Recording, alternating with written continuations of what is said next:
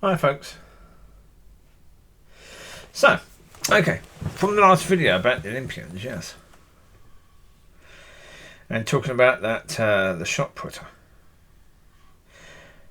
Well, because she was put in that position where she was completely out of her comfort zone.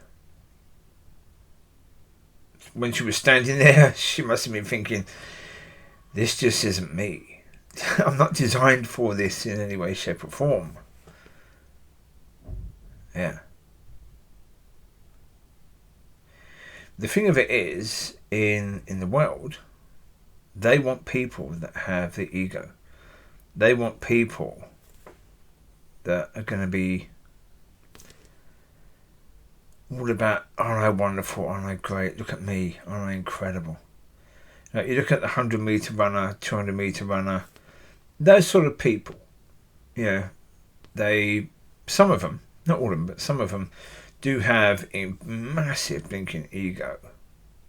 And for their event, that sort of ego may be necessary.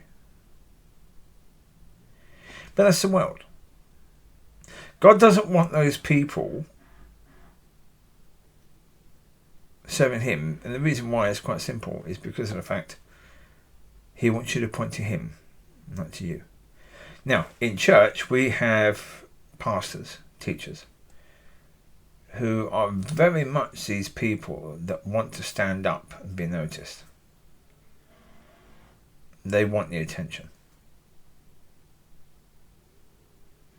But people that want the attention are the ones who shouldn't be getting it. In God's kingdom. In the world's kingdom, no, people that want attention, they're going to get it.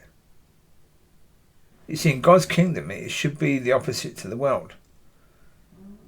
When you have it, the people that want attention get it. In church, no, it shouldn't be that. Your minister needs to be the people who are resistant to attention, who do not desire it. You can tell immediately. You look at a pastor, like Jeff Oakes, for example. Perfect example of a pastor. You can see he loves the attention. Absolutely loves it. He's got that personality that desires attention. You can see that.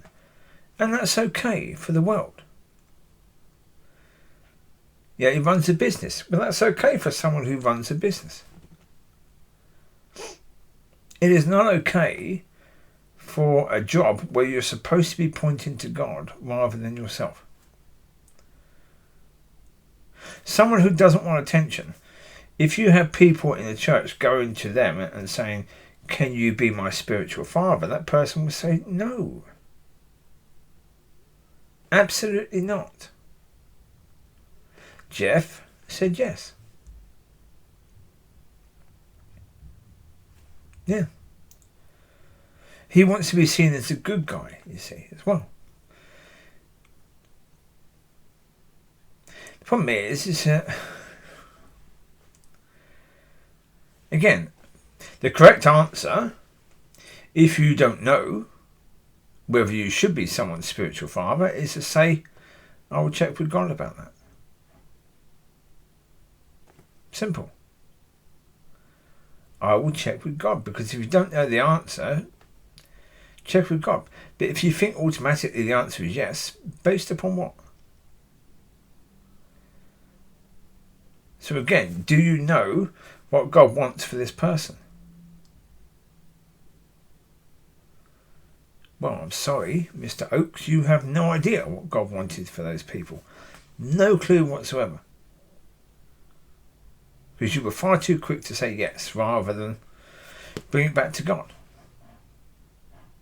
But as I say, that's why people don't need. The church doesn't need people like Jeff in leadership. They don't need people like that. The world needs people like that. The church does not. Again, it's not about judging Jeff. Jeff Oakes can change. He can become a more humbled person, but he can become a person who is completely different to who he is. Now, again, I can't say necessarily that he's not a humble person. He's never seemed that to me. Or put it this way, I'm not saying he is a jump on a table sort of guy. He's not like that. But oh yeah, does he like the attention? Yeah. And I think a lot of people think the church needs people like that, because in order to go out and speak out front, you need to be able to be relaxed, talking in front of people. You need to be a good speaker. But again, a good speaker is according to the world. The point of it is, Moses was not a good speaker.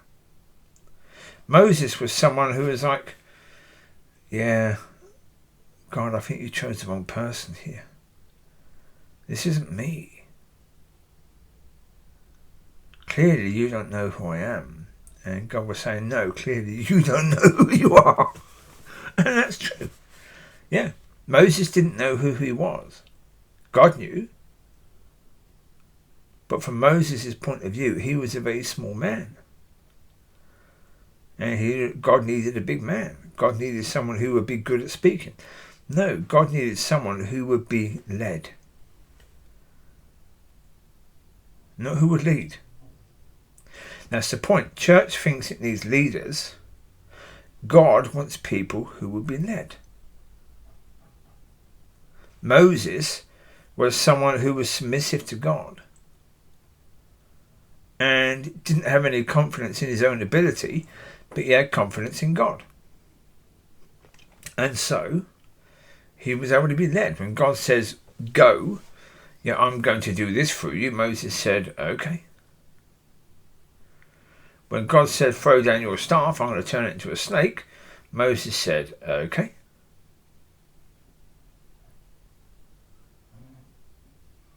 You know, somebody who was a leader would be thinking, no, this cane is not going to turn into a snake. That was silly. I look stupid if I do that. But somebody who's confident in God, not in themselves, would just trust God. They don't care if they look stupid, because as far as they're considering themselves anyway, they always look stupid. Right? God wants those people to be the people that he's going to use, and that he can lead. But a leader can't be led, because a leader is someone who leads. The world is full of leaders. The church is supposed to be full of people that can be led. And it's not. So, there you go. Yeah. That is the point. And again, it's not about me picking on Jeff Oakes. I wish him well. I don't know where he is now. I don't even know if he's still at that church. No idea. Couldn't care less.